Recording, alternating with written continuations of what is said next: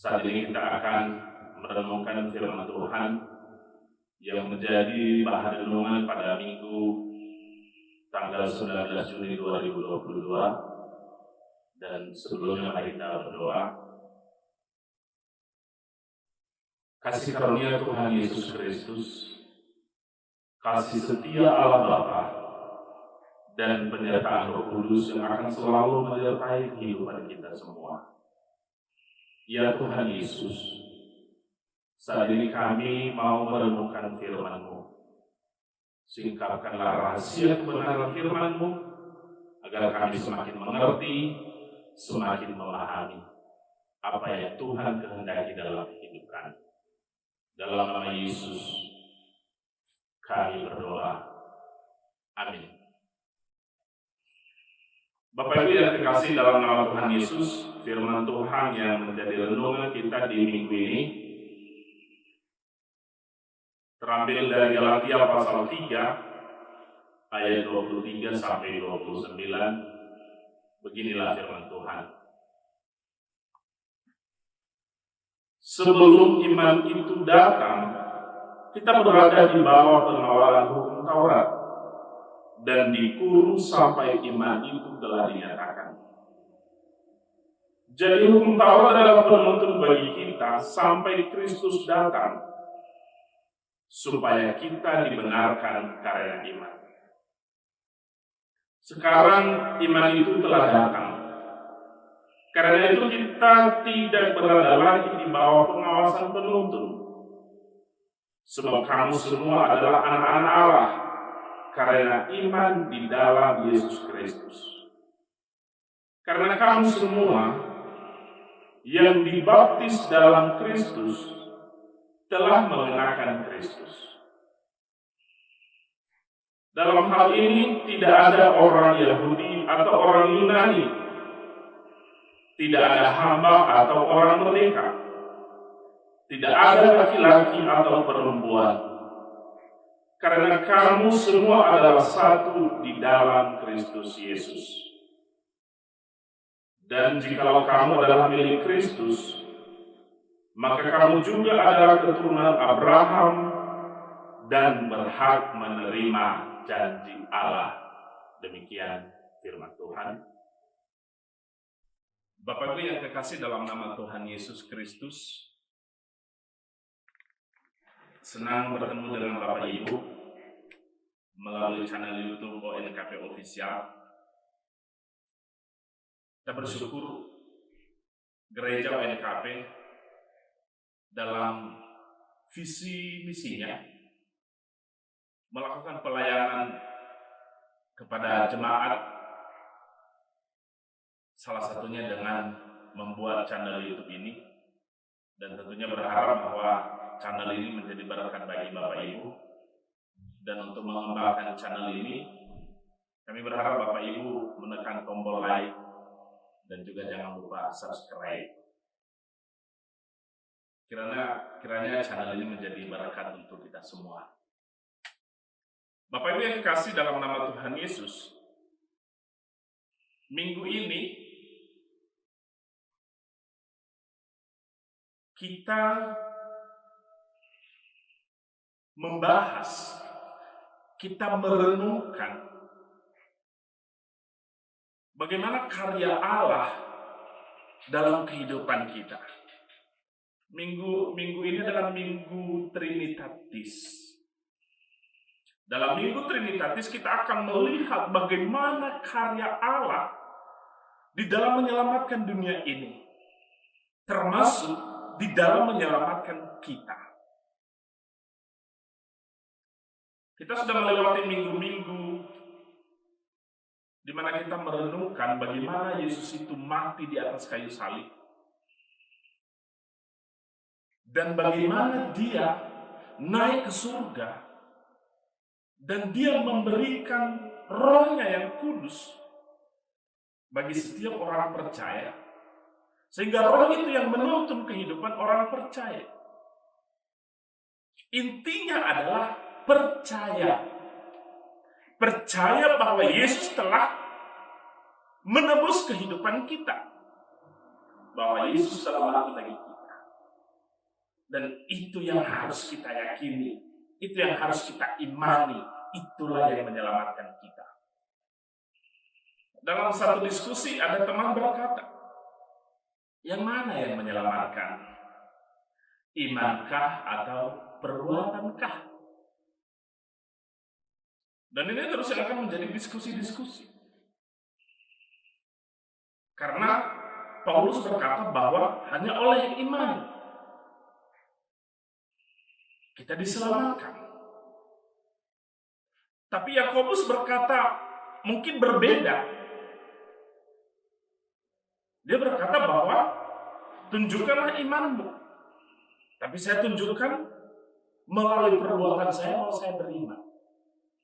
Nah tentu ini membuat kita sedikit ragu, yang manakah yang menyelamatkan?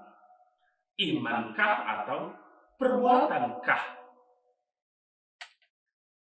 Bapak Ibu, dalam firman Tuhan yang kalau kita baca, yang menjadi tema adalah karena Kristus kita jadi anak Allah. Karena Kristus kita jadi anak Allah. Bapak Ibu yang dikasih dalam nama Tuhan Yesus, Paulus di dalam pelayanannya selalu menekankan bahwa orang percaya itu diselamatkan oleh karena imannya, bukan karena perbuatan. Perbuatan-perbuatan ini ada hubungannya dengan hukum Taurat. Tentu kita akan melihat dan Paulus menuntun kita kepada pemahaman bagaimana hukum Taurat itu ada. Apakah karena hukum Taurat itu kita diselamatkan, atau jauh sebelum hukum Taurat itu ada, telah ada janji bahwa Tuhan menyelamatkan seluruh bangsa. Paulus mengajak kita untuk memikirkan hal ini dimulai daripada panggilan Abraham. Dan ini kalau kita membaca secara keseluruhan di pasal 3 ini, di situ Paulus memberitahukan bagaimana Allah berjanji kepada Abraham bahwa di dalam keturunannya akan diselamatkan. Dan Paulus mengatakan bahwa keturunan Abraham itu adalah Yesus Kristus. Bapak Ibu yang dikasih dalam nama Tuhan Yesus, beranjak dari panggilan Abraham, di situ masih belum ada hukum Taurat. Tapi Allah memanggil Abraham untuk apa? Abraham harus meninggalkan tanah kelahirannya, meninggalkan orang tuanya, pergi ke satu tempat di mana Tuhan telah menunjukkan. Ke satu tempat, belum jelas. Dan apa yang dilakukan oleh Abraham? Dia mengatakan, iya, saya bersedia Tuhan. Dan itu, apa yang dilakukan oleh Abraham itulah iman. Dia percaya bahwa Tuhan akan menuntun kehidupannya. Dia percaya bahwa Tuhan akan menyertai dia, sekalipun dia masih belum tahu dia akan kemana. Demikian juga ketika Tuhan berjanji, Abraham, aku akan memberkati engkau dan memberikan keturunanmu banyak sekali. Seperti bintang-bintang di langit, seperti pasir di lautan banyaknya, tidak bisa dihitung. Tahu nggak pada saat itu Abraham bagaimana? Dia sudah memasuki masa tua. Istrinya juga sudah memasuki masa tua. Tetapi dia percaya, dia mengimani. Dan itu diperhitungkan Tuhan sebagai iman. Sehingga janji-janji keselamatan, berkat-berkat itu diberikan kepada Abraham. Tapi apa yang terjadi selanjutnya, Bapak Ibu yang kekasih? Itu yang saya katakan tadi. Bagaimana hukum Taurat itu muncul? Bagaimana hukum Taurat itu ada? Ternyata ketika bangsa Israel keluar dari tanah perbudakan, mereka tidak tahu apa yang akan mereka lakukan. Mereka tidak tahu bagaimana mereka bertingkah, berbuat sebagaimana umat milik kepunyaan Allah. Maka Tuhan memberikan hukum Taurat sebagai penuntun supaya orang Israel tahu apa yang seharusnya mereka lakukan. Jadi Abraham menerima janji dari Allah bahwa keturunannya akan diberkati bukan karena melakukan hukum Taurat. Hukum Taurat itu kemudian dia datang.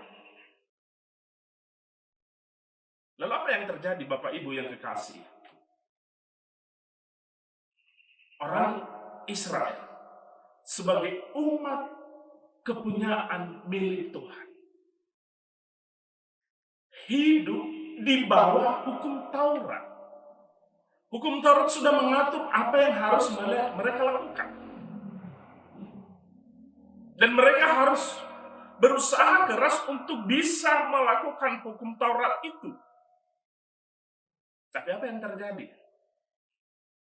Ternyata melakukan hukum Taurat itu tidak ada satupun yang bisa melakukan secara penuh. Hukum Taurat pertama sampai 10. Orang bisa saja dia bisa melakukan hukum Taurat yang pertama, belum tentu di hukum Taurat yang kedua, dan begitu seterusnya. Artinya bahwa bila berdasarkan hukum Taurat untuk mendapatkan keselamatan itu, maka tidak ada satupun di muka bumi ini yang bisa diselamatkan. Bangsa Israel tidak bisa berharap keselamatan itu kalau mereka mendasarkan pada perbuatan-perbuatan baik dengan melakukan hukum Taurat. Dan ini yang diangkat oleh Paulus, bahwa tidak mungkin dengan melakukan hukum Taurat kita bisa diselamatkan. Kemudian yang menarik adalah bahwa Allah itu berjanji akan memberkati keturunan Abraham. Dan tentu kita akan berkata, lalu kami bagaimana? Kami kan bukan keturunan Abraham. Kami bukan orang Israel. Itu yang akan dijelaskan oleh Paulus. Bahwa betul, kita bukan keturunan Abraham. Tetapi oleh karena Kristus, oleh karena Yesus, kita menjadi anak-anak Allah. Anak-anak Allah yang mendapat bagian. Bapak Ibu, yang dapat bagian dari warisan itu hanya anak. Anak. Dia akan mendapat bagian dari warisan ayahnya, dari warisan orang tuanya.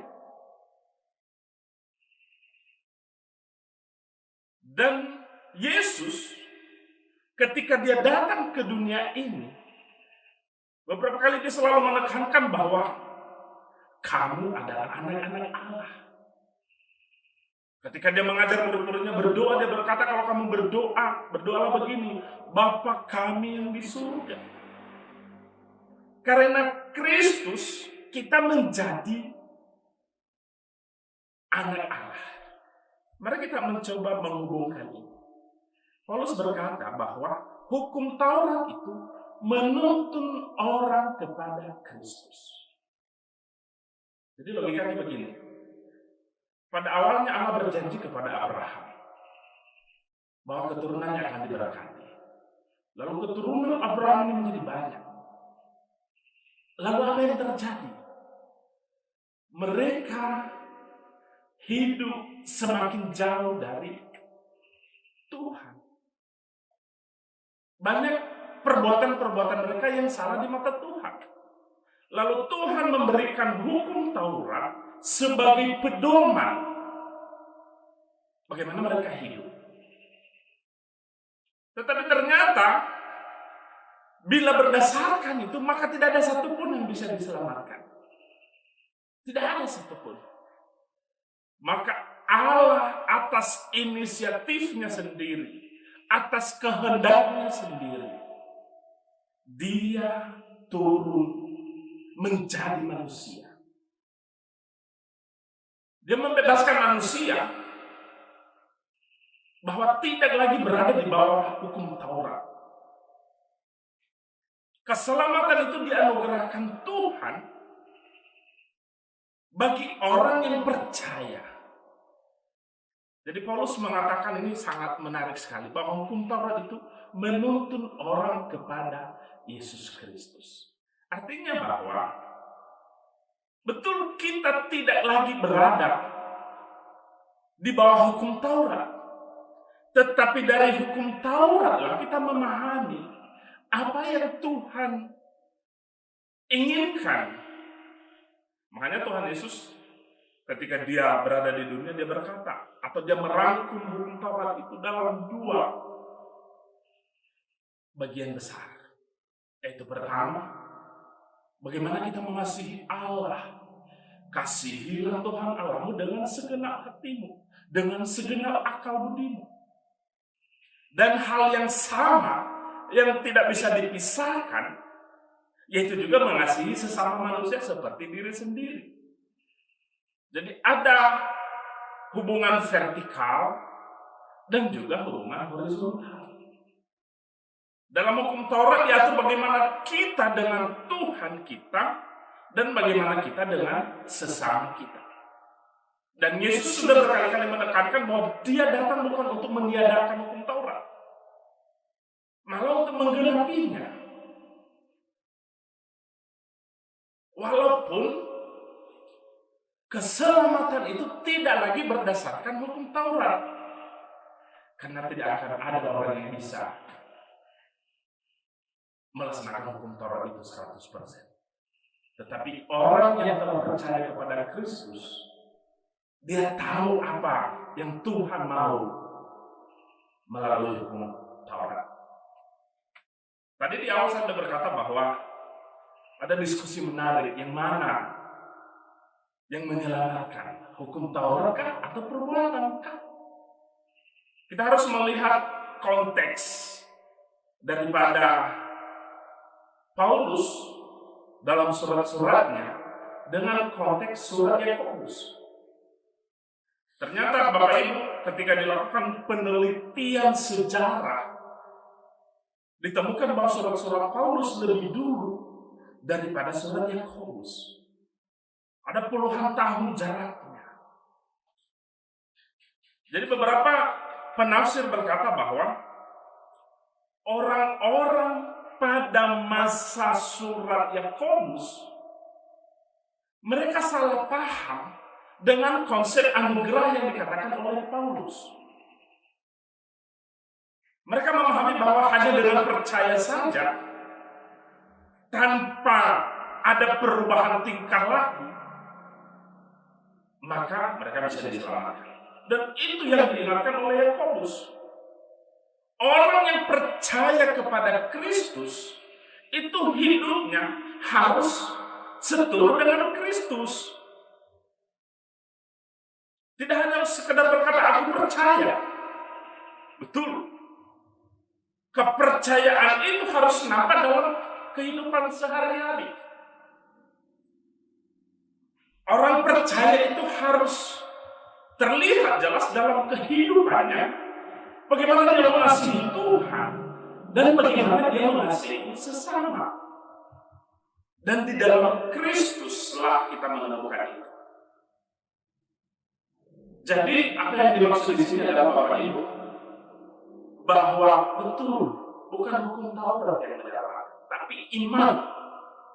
Tetapi orang beriman itu melakukan hukum Taurat, tapi tujuannya tidak untuk lagi untuk mendapatkan keselamatan, tetapi karena dia telah diselamatkan. Lebih jauh Paulus menegaskan bahwa di dalam Kristus kita menjadi anak. Di dalam Kristus kita dipanggil anak-anak Allah. Oleh karena kita percaya kepada Kristus, maka kita menjadi bagian daripada keturunan Abraham yang berhak, yang mendapat bagian di dalam kerajaan Allah itu. Jadi tidak lagi hanya orang Israel, tapi kita semua adalah orang Israel baru. Karena apa? Karena kita percaya kepada Kristus. Kalau kita melihat kembali bahwa betul Yesus Kristus datang di tengah-tengah orang Israel, tapi Yohanes berkata bahwa karena begitu besar kasih Allah akan dunia ini. Jadi itu yang perlu kita garis bawahi, bahwa Yesus datang ke dunia untuk menyelamatkan dunia. Semua keselamatan yang diberikan oleh Tuhan itu adalah kepada semua ciptaan, kepada semua orang, kepada semua manusia. Syaratnya adalah kita percaya. Bapak Ibu yang dikasihi dalam nama Tuhan Yesus Kristus, orang yang percaya memberikan hidupnya untuk Tuhan. Paulus berkata, dia mengambil istilah di sini, kenakanlah Kristus. Ibaratnya baju ini, kita mengenakan baju ini. Sehingga ketika kita sudah mengenakan baju ini, yang terlihat adalah baju ini. Ketika kita sudah mengenakan Kristus, maka yang harus terlihat dalam kehidupan kita adalah bagaimana orang Kristen itu. Ingat, nama kita adalah orang Kristen. Dalam kehidupan kita sehari-hari harus terlihat bagaimana Kristus yang kita sembah itu. Karena kita adalah surat Kristus yang dibaca oleh semua orang. Artinya bahwa orang percaya sudah terbebas daripada hukum Taurat, tetapi hukum Taurat itu penting. Karena melalui hukum Taurat kita tahu mana yang benar dan mana yang tidak benar. Hukum Taurat mengajarkan kita apa yang Tuhan kehendaki. Orang percaya kepada Yesus akan diselamatkan dan juga harus nampak dalam kehidupannya bahwa dia adalah anak-anak Allah. Bagaimana Kristus mengasihi kita, demikian juga kita mengasihi Kristus. Tuhan Yesus memberkati kita. Mari kita berdoa. Terima kasih Bapa, Engkau telah meningkatkan kebenaran firman-Mu, bahwa kami diselamatkan oleh iman kami kepada Kristus, bukan karena kami melakukan hukum Taurat, tetapi sebagai orang percaya bahwa kami juga harus hidup di dalam Tuhan dengan mengasihi Tuhan dan sesama kami. Itulah inti daripada hukum Taurat. Berarti setiap hamba-hamba yang mempersiapkan diri di dalam pelayanan untuk mengabarkan kabar Tuhan, Engkau yang memperlengkapi dan Roh-Mu yang kudus yang menuntun. Kiranya kemuliaan Tuhan nyata di dalam kehidupan kami sehari-hari. Di dalam nama Yesus kami berdoa. Amin.